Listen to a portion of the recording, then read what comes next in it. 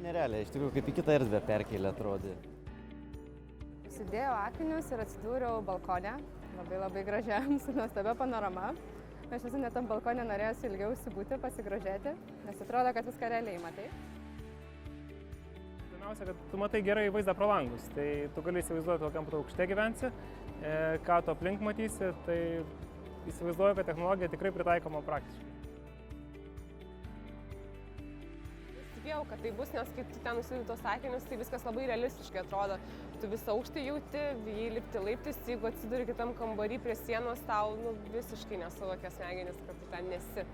Tai žiauriai fainai, tikrai labai atrodo gerai. Jeigu pirkčiau naujos statybos būstą, kuris dar bus tik statomas, sakykime, ar ne, kur net negalima matyti vietos, tai be abejo, tai būtų labai naudinga. Nuotraukas tu gali matyti ir per kompiuterį, bet naujai statomo būto taip tikrai neįsivaizduosi. Tai manau, kad tai tikrai yra ateitis būtent